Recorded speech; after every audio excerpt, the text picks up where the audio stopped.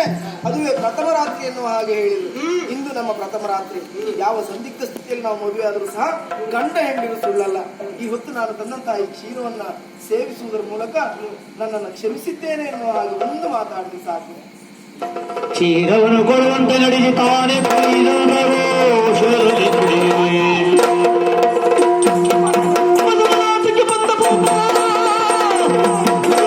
ಬಂದ ಭೂಪನೆ ಹವನ ಬೇರೆಯುವುದರಿಯ ಜಾಲವೇ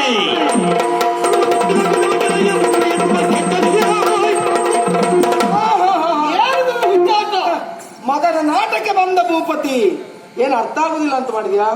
ಪಾಪ ಬಹುಶಃ ಕಾಯ್ತಿದ್ರು. ಯಾಕೆ ಈಗ ನನ್ನ ಹೆಂಡತಿ ಬರ್ತಾಳೆ, ಇವತ್ತು ನಮ್ಮ ಶುಭ ಶೋಭನ ಎನ್ನುವ ಹಾಗೆ. ನಿರ್ವಂಚನ ಏನು ನಿನ್ನ ಮದುವೆ ಆದದ್ದು ನಿನ್ನ ಜೊತೆಗೆ ಸಂಸಾರ ಸಾಗಿಸುವುದಕ್ಕೆ ಎನ್ನುವ ಹಾಗೆ ಭಾವಿಸಿದೇನೋ? ಮತ್ತೇನು ಅದಲ್ಲವೇ ಅಲ್ಲ. ಆ ಹೊತ್ತು ರಾಜಕುಮಾರಿ ಆದಂತಹ ನನ್ನ ಕೆನ್ನೆಗೆ ಹೊಡೆದವ ನೀನು. ನಿನ್ನ ಮುಂದಿನ ಜೀವನದಲ್ಲಿ ನರಳಿ ನರಳಿ ನರಳಿ ಆ ದೇವರಲ್ಲಿ ನೀನೇ ಕೇಳಿಕೊಳ್ಬೇಕು, ದೇವರೇ ಯಾಕಪ್ಪ ನನಗಿಂತ ಹೆಂಡತಿಯನ್ನು ಕೊಟ್ಟೆ, ಯಾಕೆ ಕೊಟ್ಟೆ ಎನ್ನುವ ಹಾಗೆ. ಅಂತ ಬದುಕು ನಿನ್ನದಾಗಬೇಕು. ಹೆಣ್ಣು ಬಾಳಿನ ಇಳಿಯದೆ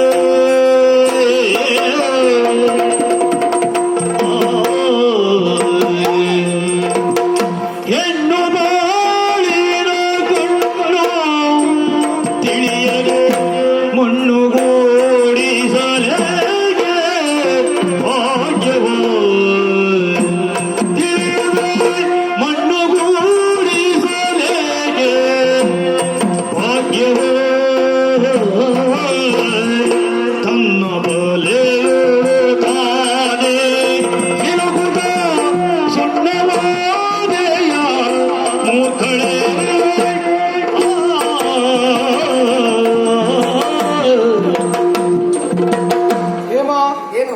ನೀನು ಎಂತಹ ಹೆಡ್ಡಿತನದ ಪರಮಾವಧಿ ಕೆಲಸ ಮಾಡ್ತಾ ಇದ್ದಿದ್ದು ನಿನಗೂ ಕಲ್ಪನೆ ಇದೆಯಾ?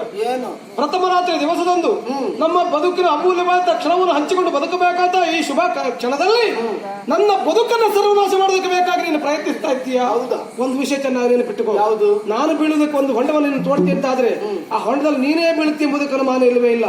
ಮತ್ತೆ ಮತ್ತೊಬ್ಬರ ಕೆಡಕನ್ನು ನಾವೆಣಿಸಿದೆವು ಅಂತಾದ್ರೆ ನಾವೇ ಕೆಟ್ಟು ಹೋಗ್ತೇವೆ ಮತ್ತೆ ಕಲ್ಪನೆ ನಿನಗಿಲ್ದೆ ಹೋಯ್ತಲ್ಲ. ಇಲ್ಲದೆ ಇದ್ರೆ ನಾನು ಸರ್ವನಾಶ ಆಗ್ಬೇಕಾ? ನಾನು ಕಣ್ಣೀರು ಹಾಕ್ಬೇಕಾ? ನಾನು ಸಾಯ್ಬೇಕಾ? ಪರ್ಯಾಯವಾಗಿ ಏನಾಗ್ತದೆ ಕೇಳು. ನಿನ್ನ ಕೊರಳಿಗೆ ನಾನು ಕರಿಮಣಿ ಗಟ್ಟಿಯಾಗಿ ಹೋಗಿದೆ. ನಿನ್ನ ಗಂಡ ನಾನು. ನನಗೆ ಕೆಟ್ಟದಾಗ್ತದೆ ಅಂತಾದ್ರೆ ಪರ್ಯಾಯವಾಗಿ ನಿನಗೆ ಕೆಟ್ಟದಾಗ್ತದೆ. ನಾನು ಸರ್ವನಾಶ ಆಗ್ತೇನೆ ಅಂತಾದ್ರೆ ಪರ್ಯಾಯವಾಗಿ ನಿನ್ನ ಬದುಕು ಸರ್ವನಾಶವಾಗ್ತದೆ. ನಾನು ಸಾಯ್ತೇನೆ ಅಂತಾದ್ರೆ ನಿನ್ನ ಬದುಕಿನ ಎಲ್ಲ ಸೌಭಾಗ್ಯವನ್ನು ಕಳೆದುಕೊಂಡು ಮನೆ ಮೂಲ ಸೇರಬೇಕಾಗ್ತದೆ. ಇಷ್ಟಿದ್ದೂ ನೀನು ಈ ರೀತಿಯಾಗಿ ಮೆರೆತಿ ಅಂತಾದ್ರೆ ನಿನ್ನ ಸ್ಥಿತಿಗತಿಯನ್ನು ಕಂಡ್ರೆ ನನಗೆ ಅಯ್ಯೋ ಪಾಪ ಅಂತ ಅನಿಸುವುದು. ದೇವರು ಇಷ್ಟೆಲ್ಲ ಅವಮಾನ ಆದ್ರು ಮತ್ತು ನಗಾಡ್ತಾ ಇದ್ದೀಯ. ನಗು ನಗು ನಗುವುದೇಕೆ ನನ್ನ ಮುಂದೆ ಆಟ ಸಾಗದು. ನಗುವುದೇಕೆ ನಗುವುದೇಕೆ ನಗುವುದೇಕೆ ನನ್ನ ಮುಂದೆ ಆಟ ಸಾಗದು. ನಿನ್ನ ಆಟ ಸಾಗದು. ನಿನ್ನ ಹಗೆಯು ನಾನೇ ವಿಷದ ಸರ್ಪ ಗೆಲ್ಲುವುದು. ನಿನ್ನ ಹಗೆಯು ನಾನೇ ವಿಷದ ಸರ್ಪ.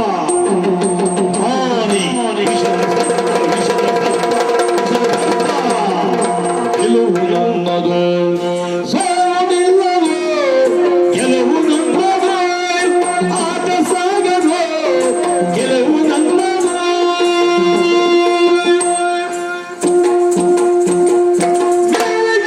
ಕಾಲು ಚಕ್ರ ಆಟದಿಲ್ಲದು.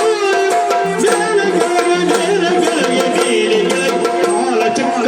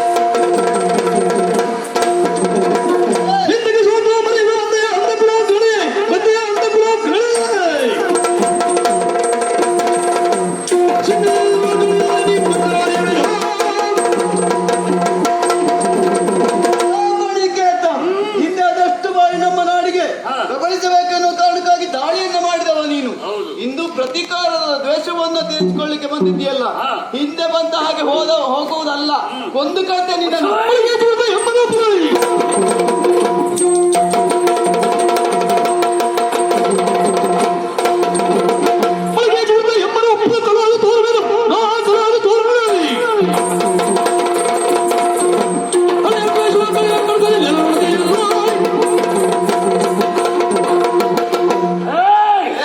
ಹಿಂದೆ ದಾಳಿ ಮಾಡಿದ್ದು ಹೌದು, ಆದ್ರೆ ಸೋಲವಾಗಿದೆ.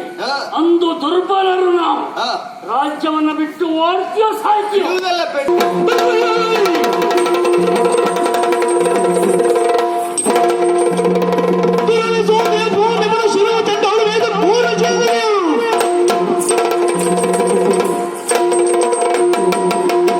ಓದ್ತಿರುವಂತ ಇವನ್ನ ಬಿಡುವುದಿಲ್ಲ.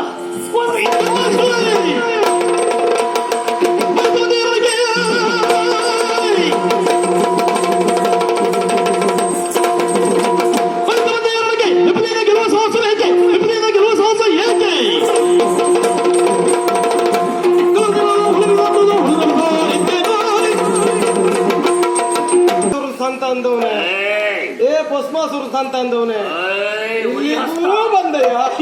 ಏ ನಿನ್ನ ಊರನ್ನ ಬಿಟ್ಟು ಈ ಊರನ್ನ ಸೇರಿದ್ದೇನೆ ಎಂಬ ಕಾರಣಕ್ಕೆ ಬೇಕಾಗಿ ಇನ್ನು ಊರನ್ನ ಮೇಲೆ ಹಗೆತನವ.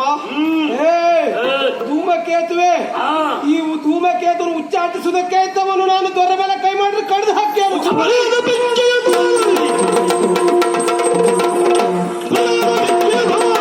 ನಿಮ್ಮ ಮಳೆಯಳು ಬಂದೆಯ ನೀರು, ನಿಮ್ಮ ಮಳೆಯಳು ಬಂದೆಯ ನೀರು, ಅದು ಕುಡಿದರೆ ನೀರೇ ಗಟ್ಟು. ನನ್ನ ಮಗಳನ್ನು ಮದುವೆ ಆಗುತ್ತೇನೆ ಹಾಗೆ ನಂಬಿಸಿ ಬೇರೊಂದು ಮದುವೆಯಾದವ ನೀನು ನಿನ್ನನ್ನು ಬಿಡ್ತೆ ಅಂತ ಭಾವಿಸಿಕೊಂಡೇನು? ಮತ್ತೆ ನಿನ್ ಮಗಳು ಮದುವೆಯಾಗಿ ನಿನ್ ಮನೆಗೆ ಬಂದ್ರೆ ನಿನ್ ಕೆಟ್ಟ ಗುಣ ಪೂರ್ತಿ ನನಗಂಟ್ಕೊಳ್ತೇನೆ. ಯೋಗ ಇಲ್ಲ ನಮ್ಮ ಜೊತೆ ಇರಲಿಕ್ಕೆ. ದೌರ್ಭಾಗ್ಯ. ಪ್ರಳಯದ ಬೆಂಕಿ ನಾನು. ಈ ಬೆಂಕಿಗೆ ನೀರ್ ಹಾಕ್ಬೇಕು ಅಂತ ನನಗೆ ಗೊತ್ತುಂಟು. ನೀರ್ ಬೇಡ, ಹಾಕಿದ್ರೆ ಹೀಗಾದದ್ದು ಪಾಪಿ. ಬಾ.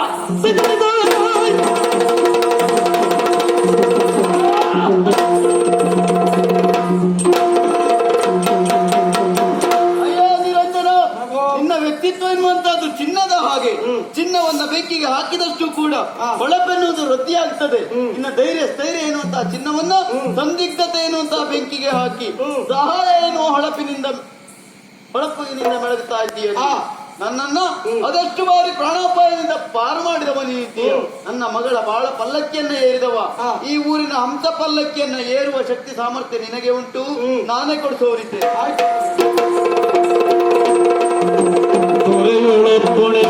ಮುಂದಕ್ಕೆ ಬರೀ ನಿರಂಜನ